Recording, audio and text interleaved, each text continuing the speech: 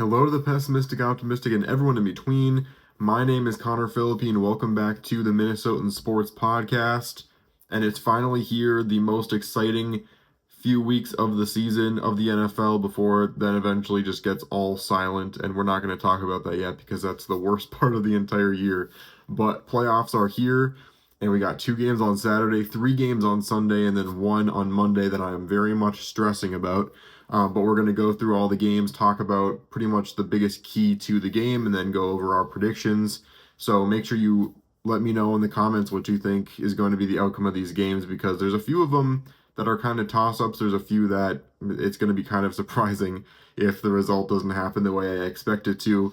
But that's usually the way that the NFL playoffs go. But I mean, there are good teams all the way up and down this year. I mean, there are better teams than others, but there hasn't really been a single team this entire playoff that you go into it being like, well, they shouldn't have even won their division. You know, the worst division winning team is 10-7 this year. So it's not like there was some really bad division. So every single game should be at least be competitive, which we certainly haven't gotten in recent seasons. So this should be a lot of fun, and I'm excited to go through this.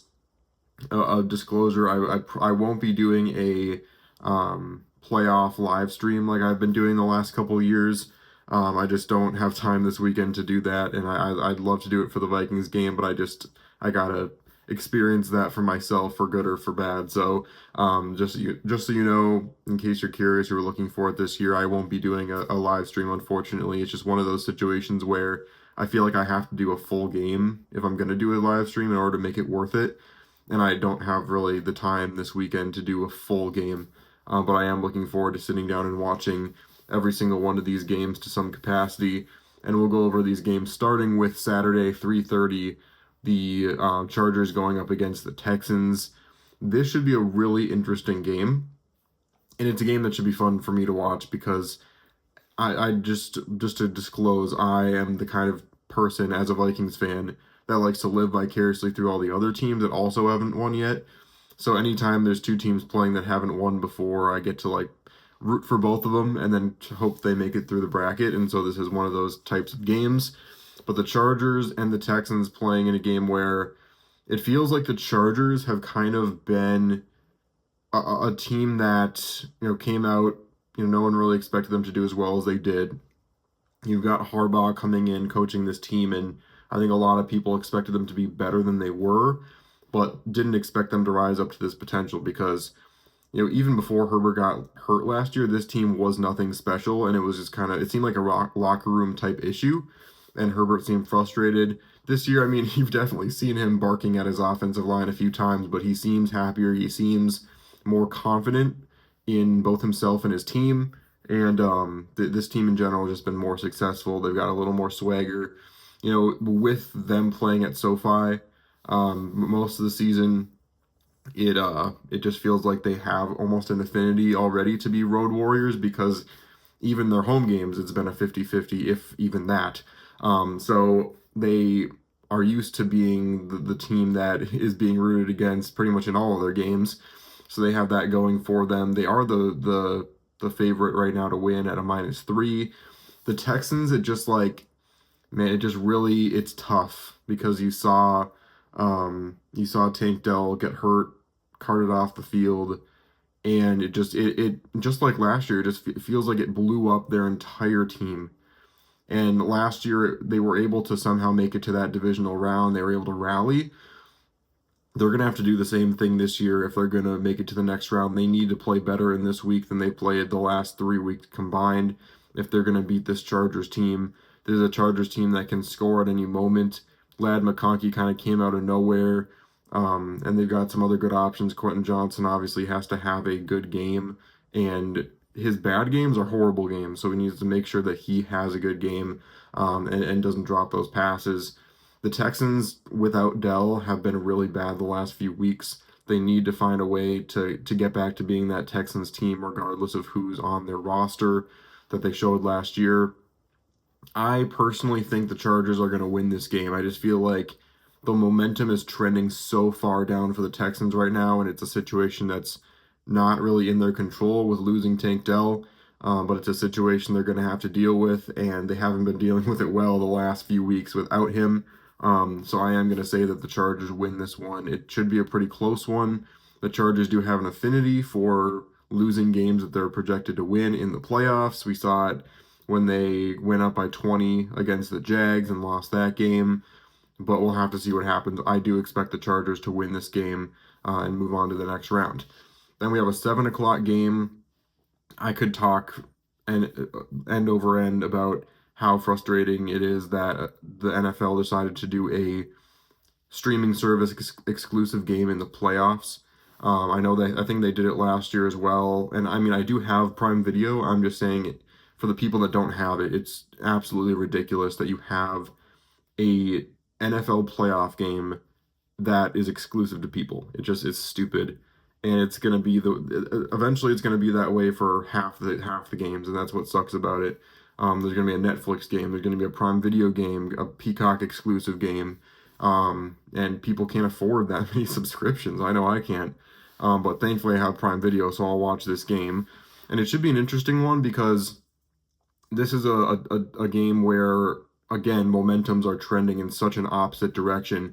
The Pittsburgh Steelers went into the last, I mean, they beat the Ravens their first meeting. At that point, it just looked like they were going to run away with the division. They were unstoppable. Their defense was absolutely amazing. And Russell Wilson was actually playing some really good football. He still kind of is. But then the production for both sides kind of dropped off. The Steelers have to deal with injuries, all kinds of things. And their momentum just dropped all the way down to zero at the end of the season. Whereas I still truly believe the Ravens are the best team right now in the AFC. But they have a 12-5 record because they just had a kind of a weird start to the season. And I don't know really what happened there. Just they weren't gelling at first. And it feels like that's almost been the case the last few years, almost alongside the Bengals, kind of where neither team has found their stride. And sometimes when you have dynamic offenses like that, it kind of takes a second to get things going. But now they got Derrick Henry, running, about as well as he has his entire career right now behind a good offensive line. Lamar Jackson, if he stays healthy, continues to be one of the best quarterbacks in the league. And his ability to pass the ball is finally being recognized this year as well, which is really nice. This Ravens team was not expected to win this division a little while ago, and now they're minus 9.5 favorites against their division rival. I'm going to say the Baltimore Ravens win this game. I think it'll be, again, closer than the spread says it is, but I do think the Ravens are going to get this victory.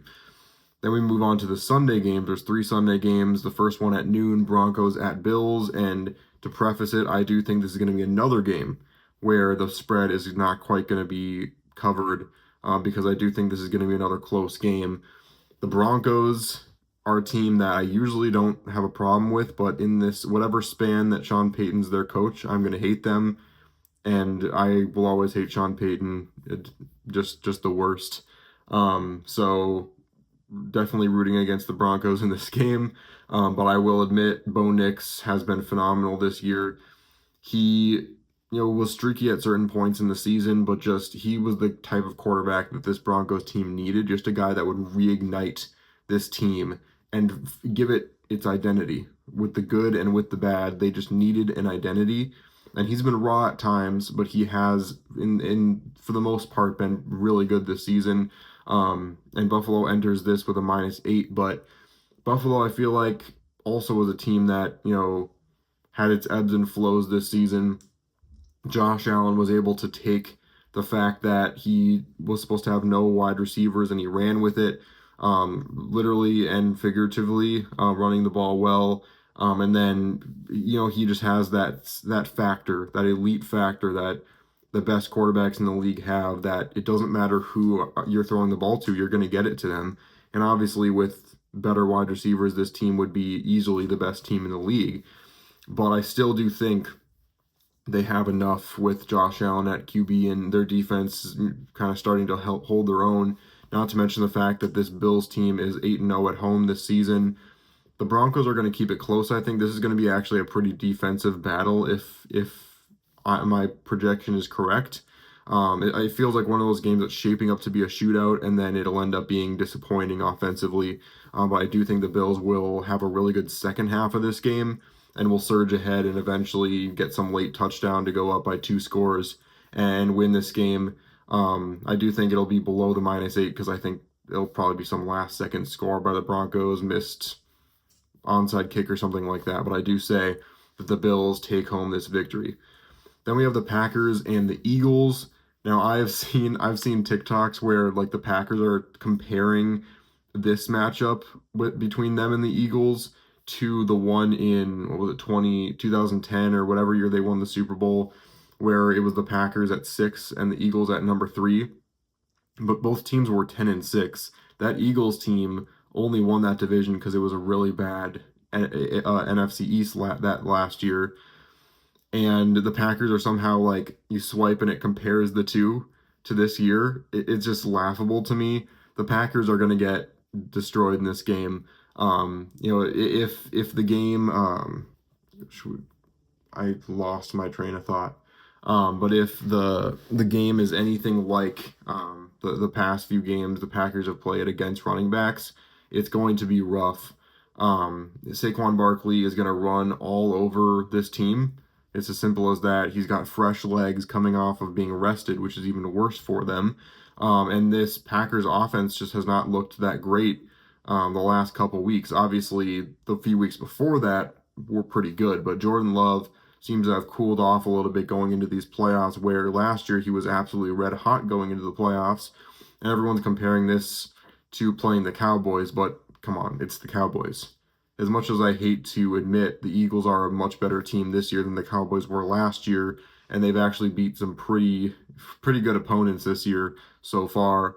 I just feel like you got to go with the hot running back, the hot quarterback, and this defense for the Eagles is also absolutely unreal. Not to mention the fact that you're going up against the most hostile fans in the NFL. And usually when I say hostile, I usually mean in a metaphorical sense.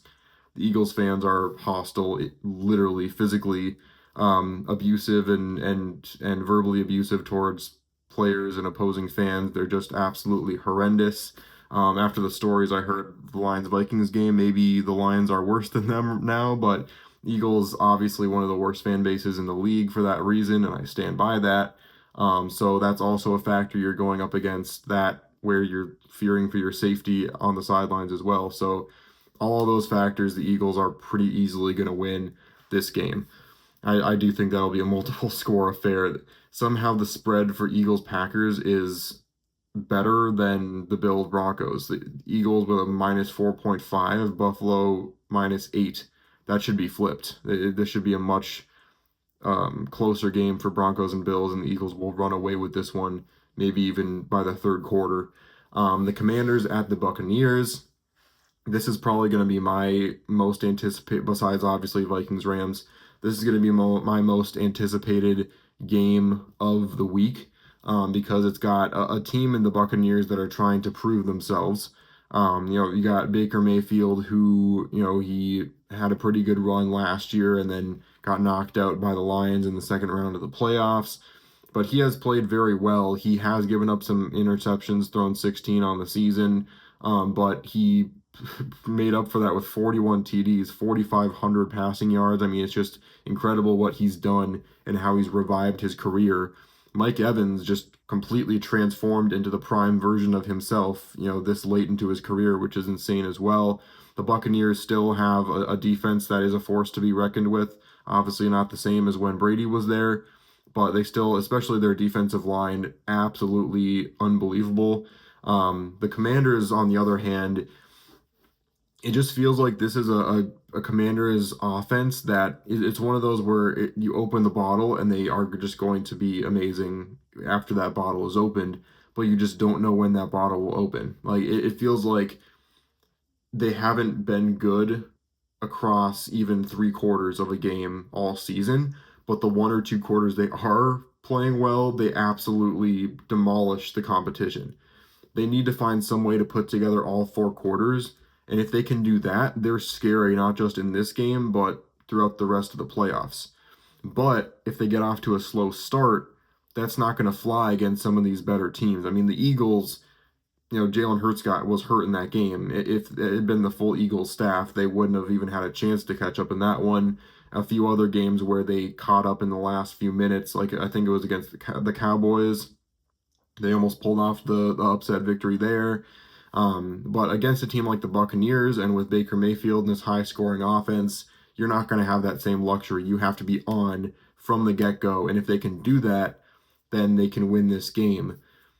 And I want to be biased towards the Commanders, but I'm just going to say the Buccaneers win this game. I felt good about the Commanders going into this season. I had them as a playoff team. I had Jayden Daniels as Rookie of the Year, and I proved to be right about that, but it just feels like this team so based off of momentum going into a Sunday Night Football game, in an away game, against a team that definitely has the ability to run away with the score if the Commanders let them. I know it was a low-scoring game last week, and it was kind of a weird situation, but for the most part, this Bucs team can run away with a game like that if the Commanders aren't careful, and I've got a bad feeling that they will. So I do say the Buccaneers will win that next game. And then I'm going to be doing a full breakdown of the Vikings and the Rams, but just a quick prediction that I do think the Vikings are going to win this game. I expect a bounce back performance from our offense, and I've got a good feeling that the defense is going to come up with a few takeaways, and I'll break that down a lot more when I do my full preview that'll be coming out tomorrow, but stay tuned for that. But anyway, those are my predictions for the wild card round. So just to preface this, if my predictions end up being correct, the Lions are going to end up playing the Vikings for a rematch of the last game of the season. The Chiefs are going to end up playing the Chargers, and then it's going to be the Ravens going up against the Bills, and the Eagles going up against the third-seeded Buccaneers. And so, gosh, that's such a toss-up for the Commanders and Buccaneers. Now I'm second guessing it. Do I trust? I've been trusting Jayden Daniels all season long. You know what? Last second, almost posthumous change of my predictions. I'm gonna actually say the Commanders win against the Buccaneers. And if you switched off of this video, it's already too late for you. But I'm gonna change my mind. I've got a good feeling. I'm going to say Jayden Daniels ends up putting enough together to win over the Buccaneers. Maybe I got swayed by that last game the Bucs played. They had a chance to lock down the division. They didn't play the greatest football against a lowly division opponent. The Commanders, it feels like they've gotten a few good games of momentum to finish off the season, taking care of the Falcons. I'm going to say that the Commanders win this game. So that would shake up things pretty good if that was the case, because then the Lions would play the Commanders, the Vikings would have to play against the Eagles. So Vikings fans, make sure you don't wear purple to the stadium where you're going to get killed. And then the AFC would obviously stay the same. So I changed my mind. Those are my predictions, and that's what I'm going to stand by. So let me know in the comments what you think about these predictions. Let me know if you agree with my changing of my decision at the last second to the Commanders. It should be a really fun weekend of watching football, and I'll be back next week to talk about the divisional round. I got a feeling those are going to be some really good games. But thanks so much for watching this video. Please like and subscribe, and I'll see you on the flip side.